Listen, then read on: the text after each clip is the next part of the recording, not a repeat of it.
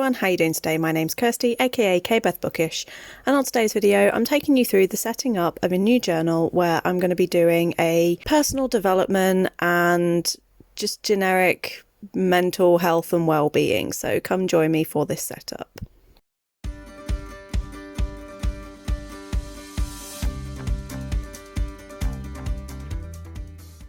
Helping me with this journal are a few resources that I have collected over the years. This includes Helen Colebrook's Journal with Purpose, which has various layouts that I have been inspired to use in my bullet journal, but the main thing that I am using this one for is the journaling prompts, and some of them are ones I've never seen before, so I'm very excited to try some of these out and see if it will give me some guidance and perspectives that maybe I've not thought of before.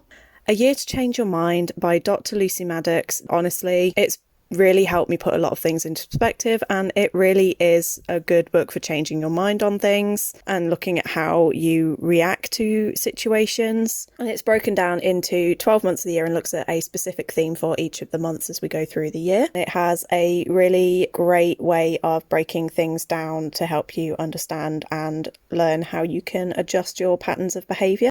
Next up, we have The Artist's Way by Julia Cameron. This is a program that is supposed to be done over 12 weeks, and it helps you to unlock the artist within. It also provides a lot of journaling prompts, and it encourages you to do a lot of free thought journaling, which is just to spend time every day writing whatever comes to mind, and then also includes little activities and tasks that you can do to help reignite the artist within. And I will be using some online resources as I go through the journal, but they're not relevant right this minute for setting up. With every journal I start, especially these kind of personal ones that are revolving around self-help and self-development, I like to just introduce myself. I start this with a 10 things about me page. Every time I've done this, I try to think of different things because I don't want it to be the same things like my name is Kirsty, I'm this many years old. Doing this also helps me to think about who I am as a person in this moment. It's very easy to get lost and forget the things that make me me, and it's very easy to get lost in things like, your health and work and personal life. So it's nice to take these moments to really stop and think about what are the things that are fundamentally me. So going through these ones as I am writing them, I am a dreamer. I always have been accused of having my head in the clouds.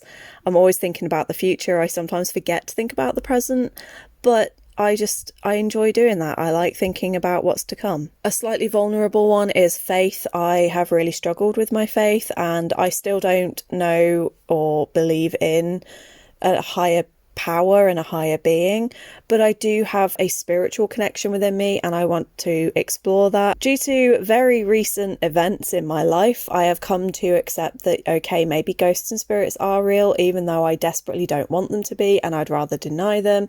But when certain things happen, you can't really ignore that. K-pop is a very, very recent addition to my life. I found it last year after being encouraged by my friend Yaz, and honestly, K-pop has pretty much taken over my life now, and I don't really have any regrets, though my bank is a little bit painful for it. It seems silly that I've put it in so late, but obviously I just wrote these as they came to me. But my partner, I have an incredible partner who is so loving, so supportive, has really helped me to overcome a lot of my fears when it came to going into a relationship, and has really helped me to accept me for who I am. And honestly, a lot of the progress I've made in the past year has been down to the love and support that I've had from Ren, and I really wanted to talk about them in this. I'm an amazing / the favourite auntie.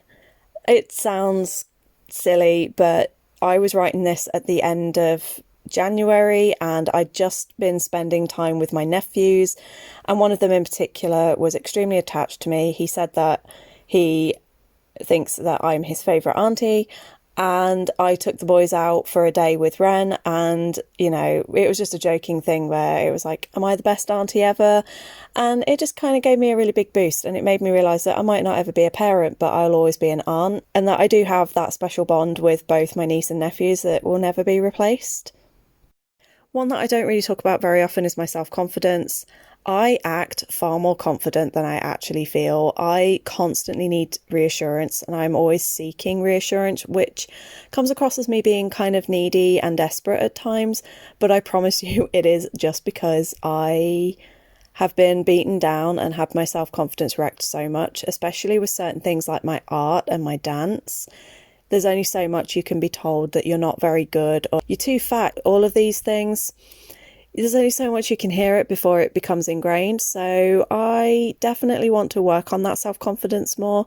Not going to lie, having a partner that's very much my hype person has helped, but I still need to work on my self-confidence rather than relying on external validation. My favourite colour is green. A very random fact, very basic fact for a lot of people, but it's one that for years I was saying that it was blue and grey. I still love those colours, don't get me wrong, but then I realised that the reason I refused to accept that it was green is because of my history with my mother, and so I didn't want to be like her, so I refused to accept that green was a colour I loved. But now I love it, my bedroom is now green, and I couldn't be happier to accept that green is in fact my favourite colour. Number 9 is because I reconnected specifically with manga last year, but I love manga, I love watching anime and video games. We all know I love video games, but certainly last year I read so much manga and I loved it, and I'm reading more manga than anything else at the minute, and I forgot how much I love it. And I'm, returning to those things that I loved in childhood that brought me joy and getting them to bring me joy again.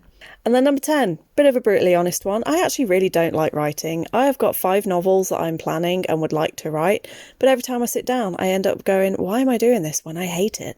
But I know I've got the ideas there. I know I want to do it, but I hate doing it. And I really want to know if that's a thing that all writers actually do go through.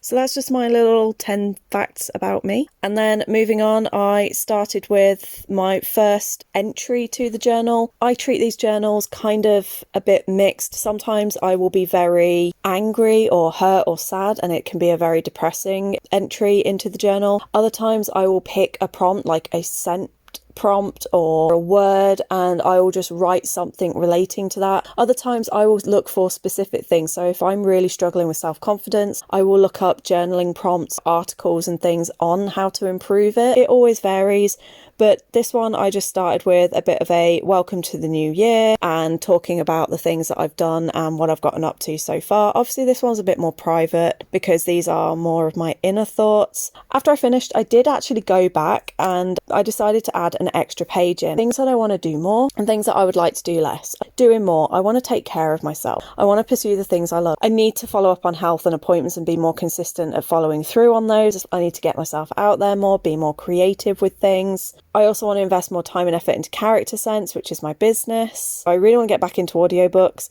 I need to stargaze and reconnect with nature, and that includes like the pagan calendar and the wheel of the year and getting back into those routes. And I want to explore more. And the things that I want to do less. Doubting myself, comparing myself to others, because obviously it's not a good thing to do. Making excuses for not getting out of the house. I need to be less afraid of the new and unknown. That means try new foods, try new clothes, and stop being scared of everything. Taking on things I know I can't do. Yep. I need to stop saying yes to projects or applying for jobs that I know that once I'm in, I'm going to hate. And also just stop apologising for myself. That is the setup. As I go through and start to do more activities and explore more and fill in more, I will go through and show you what I've been doing. Please do hit me up with resources. Let me if there are specific prompts that you think would be fun for me to do. Again, let me know. If you want to see more of this content, don't forget to like and subscribe. I hope you're all good. I hope you're staying safe. I hope you enjoyed that video. And until next time, bye.